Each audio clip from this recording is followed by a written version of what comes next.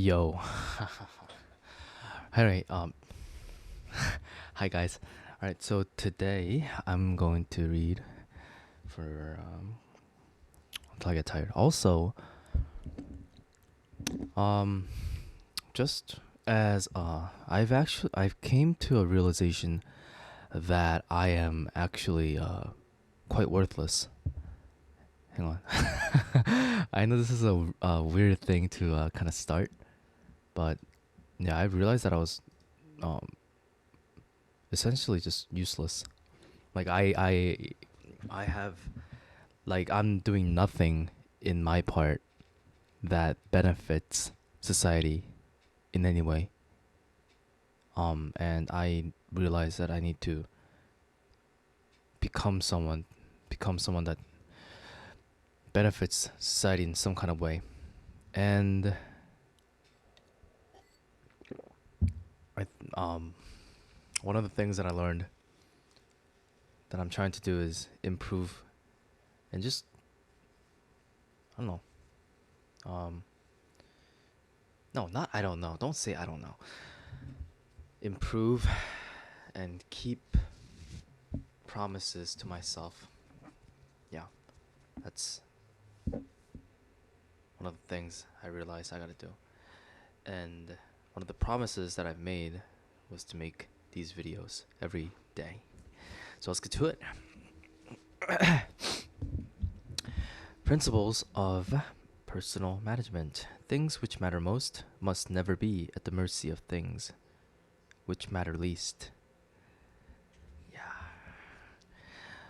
Will you just take a moment and write down a short answer to the following two questions? Your answers will be important to you as you begin work on habit 3. Question 1. What one thing could you do, something you aren't doing now, that, excuse me, that if you did it on a regular basis would make a tremendous positive difference in your personal life?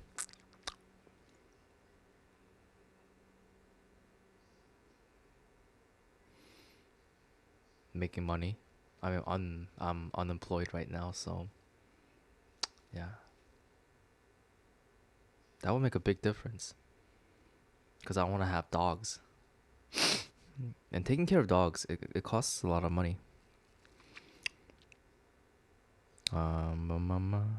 What one thing in your business or professional life would bring similar results? Having a job.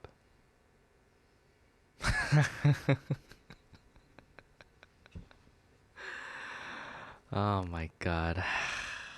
All right. Mm, Habit 3 is the personal fruit, the practical. Oh, we'll come back to these answers later. But first, let's put habit 3 in perspective. Habit 3 is the personal fruit, the practical fulfillment of habits 1 and 2. Habit 1 says, "You're the creator, you are in charge." It is based on the four unique human endowments of imagination, conscious, independent will, and particularly self awareness. It empowers you to say that's an unhealthy program and excuse me, that's an unhealthy program I've been given from my childhood, from my social mirror. I don't like that ineffective script. I can change. Habit 2 is the first or mental creation. It is based on imagination, the ability to envision, to see the potential to create with our minds that we cannot at present see with our eyes, and conscious, the ability to detect our own uniqueness and the personal, moral, and ethical guidelines within from within which within which we can most happily fulfill it. It's the deep contact with our basic paradigms and values and the vision of what we can become. Habit 3 then is the second creation, the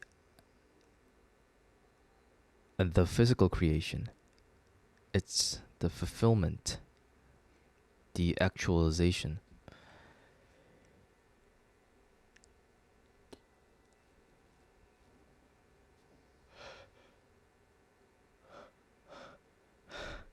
Do you get those moments where you need to sneeze but it won't come out? Like it's like 95% like loaded, then the 5% doesn't load.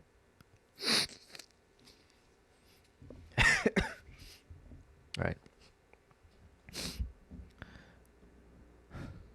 All right, I'm just gonna reread the paragraph. Habit 3 then is the second creation, the physical creation. It's the fulfillment, the actualization, the natural emergence of habits 1 and 2.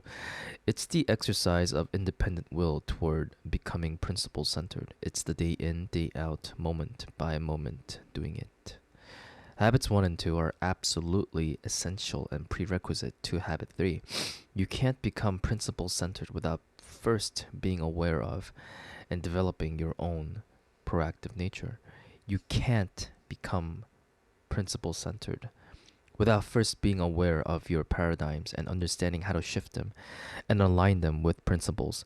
You can't become principle centered without a vision of and a focus on the unique contribution that is yours to make. But with that foundation, you can become principle centered day in and day out, moment by moment, by living habit 3, by practicing effective self management. Management, remember, is clearly different from leadership. Leadership is primarily a high powered right brain activity. It's more of an art. It's based on a philosophy. You have to ask the ultimate questions of life when you're dealing with personal leadership issues. But once you have dealt with those issues, once you have resolved them, you then have to manage yourself effectively to create a life congruent with your answers. The ability to manage well doesn't make much difference if you're not in the right jungle. But if you are in the right jungle, it makes all the difference. In fact, the ability to manage well determines the quality and even the existence of the second creation. Management is the breaking down, the analysis, the sequencing, the specific application, the time-bound left brain aspect of effective self-government. My own maxim of personal effectiveness is this: manage from the left, lead from the right. The power of independent will. In addition to self-awareness, imagination, and conscience, it is the fourth human endowment, independent will, that really makes effective self-management possible. It is the ability to make decisions and choices and to act in accordance with them. It is the ability to act rather than to be acted upon, to proactively carry out the program we have developed through the other three endowments. The human will is an amazing thing. Time after time, it has triumphed against unbelievable odds. The Helen Kellers of this world give dramatic evidence of the value, the power of the independent will.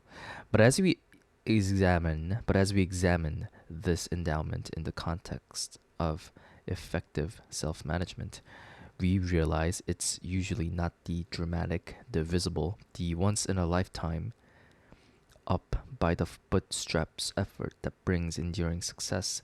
Empowerment comes from learning how to use this great endowment in the decisions we make every day. The degree to which we have developed our independent will in our everyday lives is measured by our personal integrity. Integrity is fundamentally the value we place on ourselves.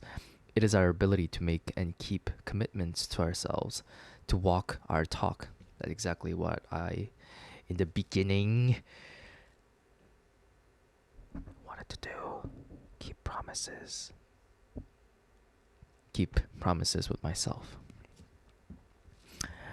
It's honor with self, a fundamental part of the character ethic, the essence of proactive growth.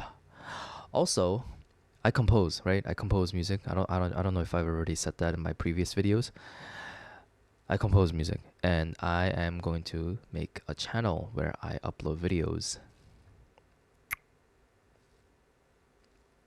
Yeah.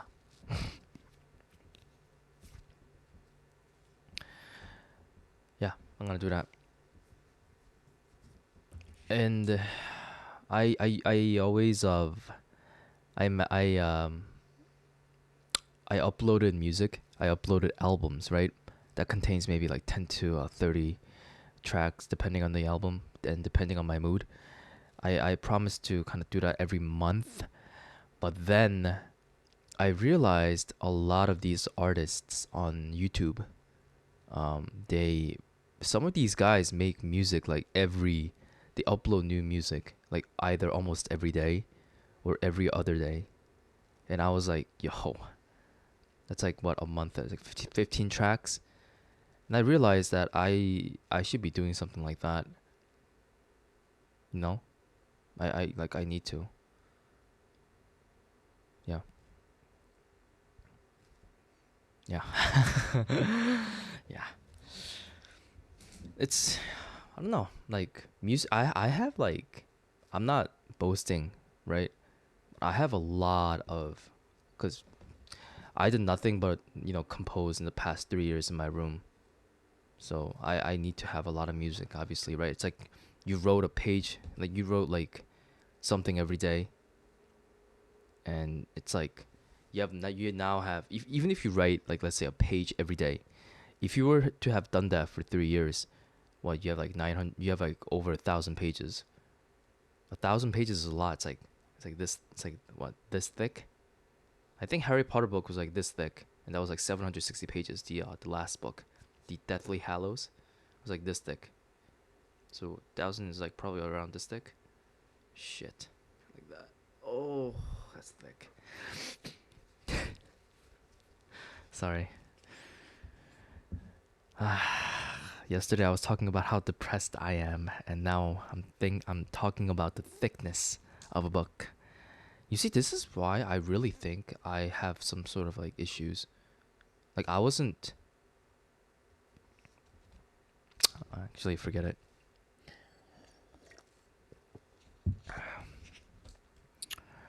All right.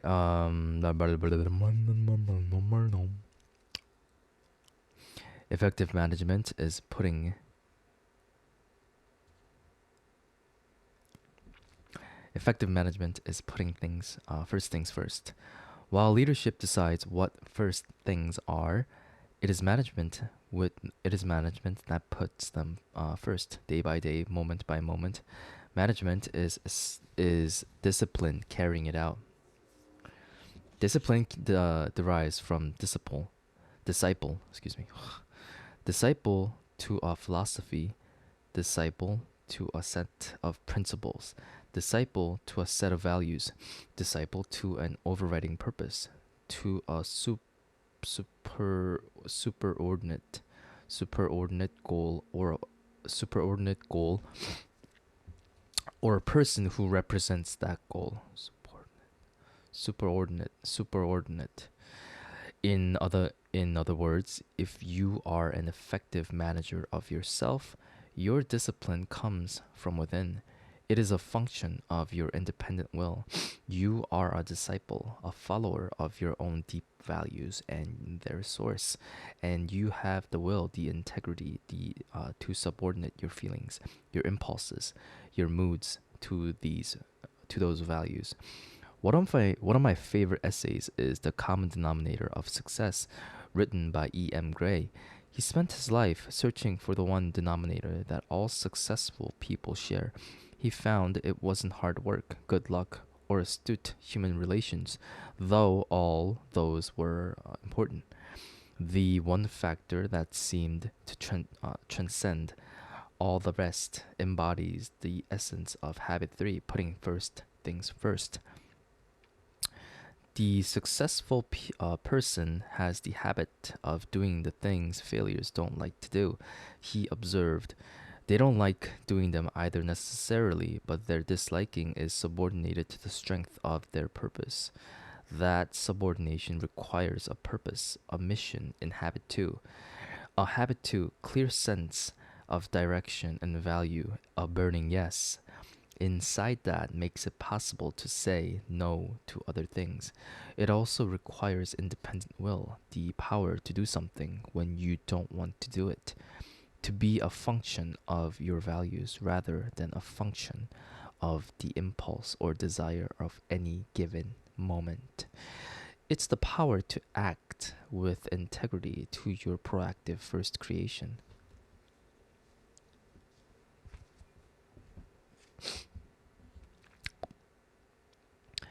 Four generations of time management. In Habit 3, we are dealing with many of the questions addressed in the field of life and time management.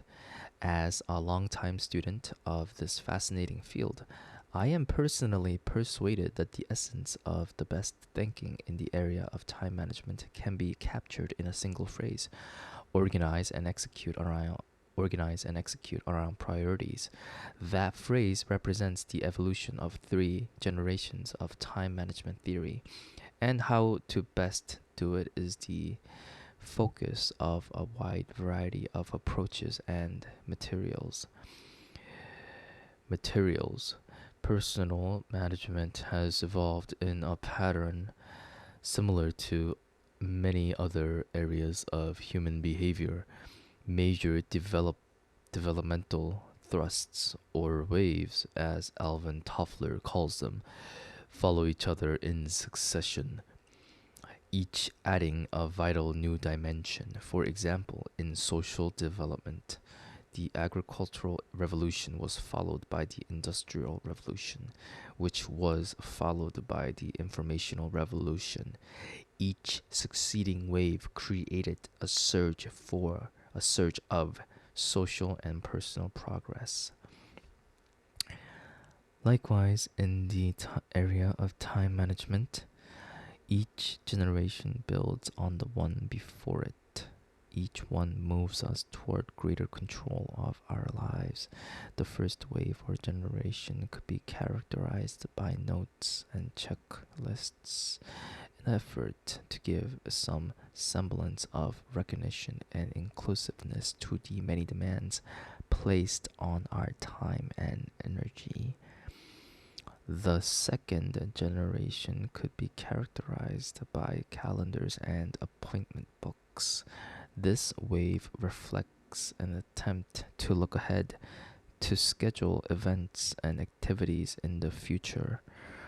The third generation reflects the current time management field. It adds to those preceding generations the important area of prioritization, prioritization,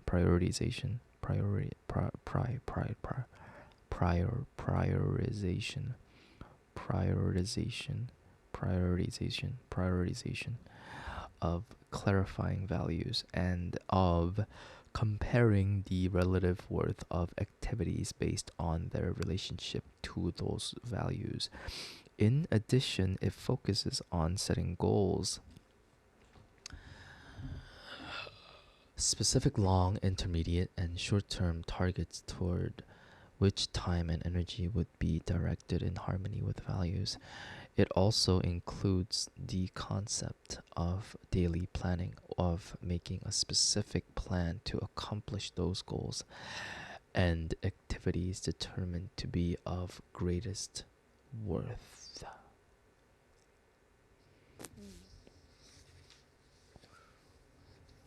While the third generation has made a significant contribution, people have begun to realize that efficient scheduling and control of time are often counterproductive. The efficiency focus creates expectations that clash with the opportunities to develop rich relationships, to meet basic human needs, and to enjoy spontaneous moments on a daily basis. As a result, many people have many people have been as a result many people have become turned off. Hang on.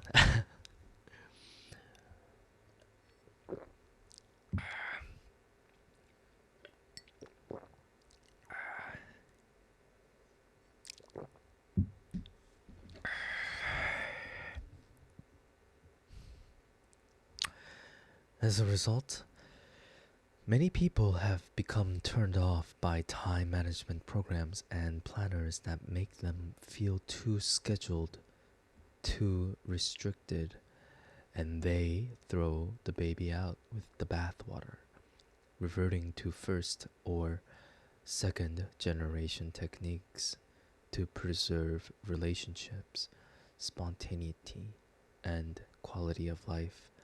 But there is an emerging fourth generation that is different in kind. It recognizes that time management is really a misnomer. The challenge is not to exchange. The challenge is not to manage time, but to manage ourselves.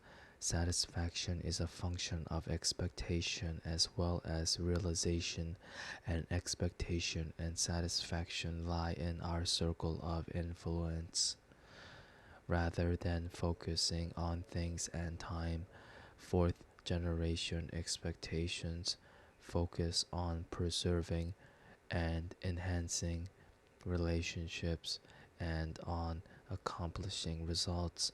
In short, the maintaining the PPC balance. Quadrant 2. The essence focus on the fourth generation of management can be captured in the time management matrix diagrammed on the next page. Basically, we spend time in one of four ways.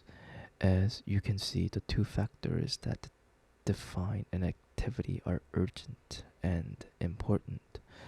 Urgent means it requires immediate attention. It's now. Urgent things act on us.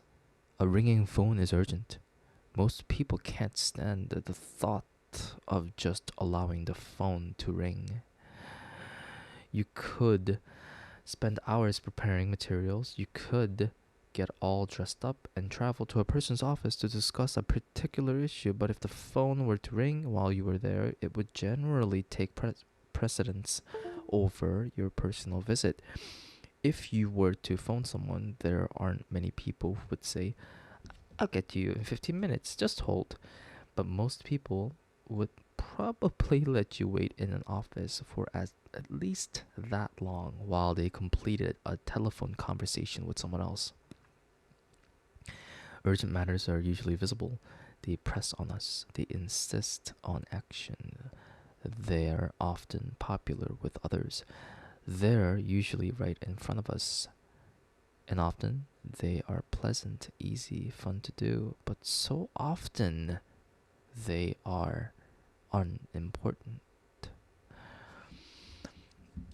The time management matrix: important, urgent activities, crisis, pressing problems, deadline driven projects, not urgent activities, prevention, PC activities, relationship building, recognizing new opportunities, planning, recreation, not important activities, interruptions, some calls, some mail, some reports, some meetings, proximate pressing matters, popular activities. 4. Trivia, busy work, some mail, some phone calls, time wasters, pleasant activities. Importance, on the other hand, has to do with results. If something is important, it contributes to your mission, your values, your high priority goals. We react to urgent matters. Important matters that are not urgent require more initiative, more proactivity. We must act to seize opportunity to make things happen. If we don't practice habit 2, if we don't have a clear idea of what is important, of the results we desire in our lives, we are easily diverted into responding to the urgent. Look for a moment at the 4 quadrants in the time management matrix. Quadrant 1 is both urgent and unimportant.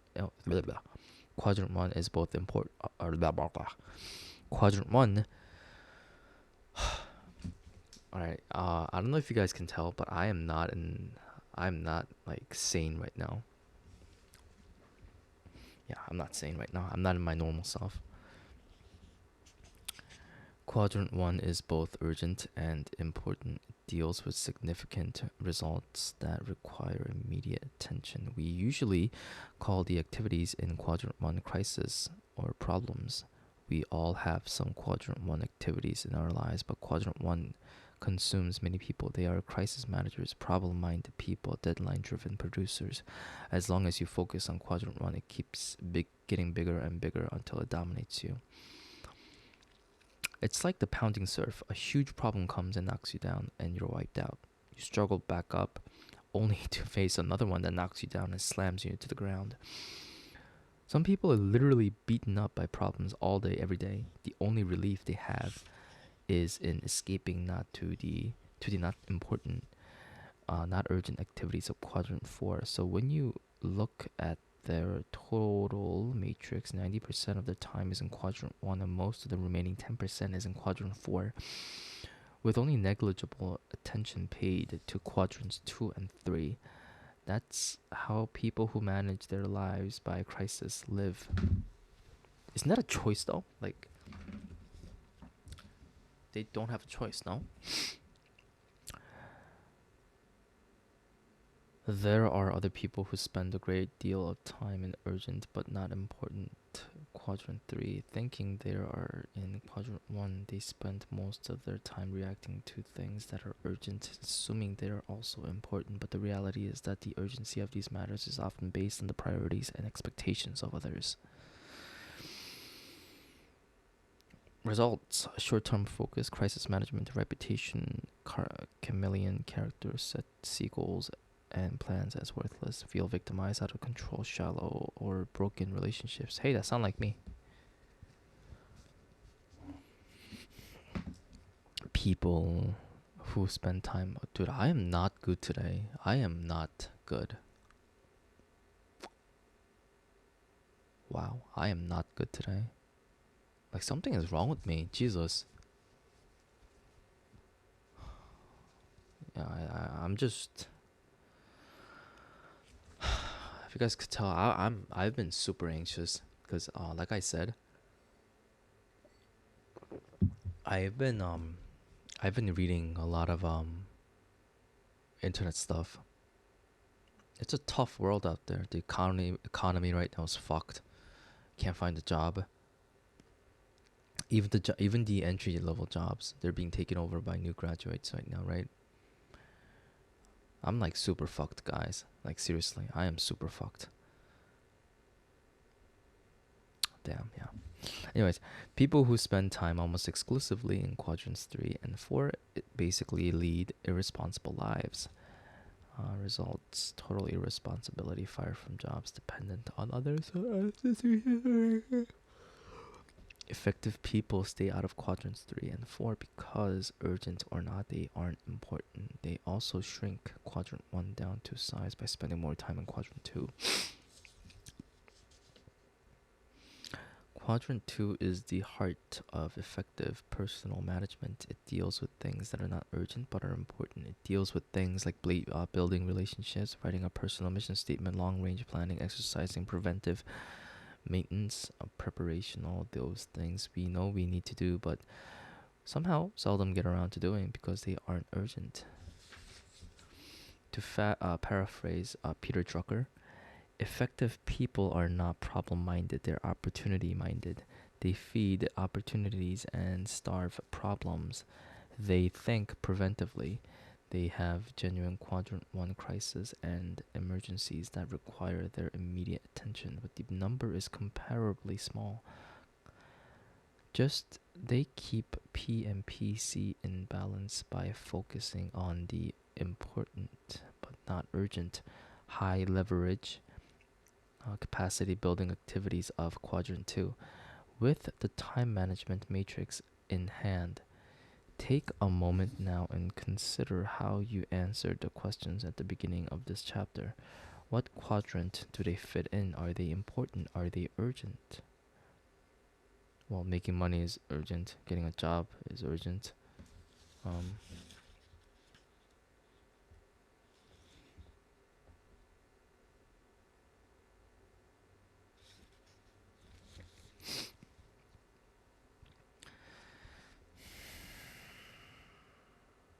My guess is that they probably fit into quadrant 2. They are obviously important, deeply important, but not urgent. And because they aren't urgent, you don't do them. Now, look again at the nature of those questions. What one thing could you do in your personal and professional life that if you did that if you did it on a regular basis would make a tremendous positive difference in your life?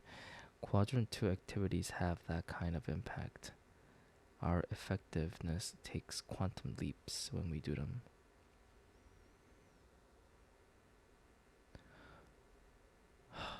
Okay, I'll think about it.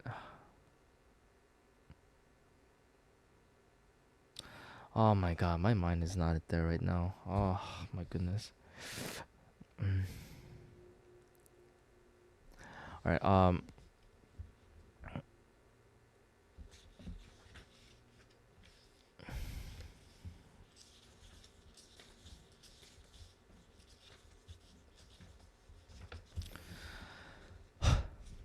I'm gonna read tomorrow. I'm gonna come back a little bit stronger tomorrow. Man, oh, it's hard. I'm gonna go back. I'm gonna do writing. That's for reading. Alright, that's it for reading for today. Writing it is.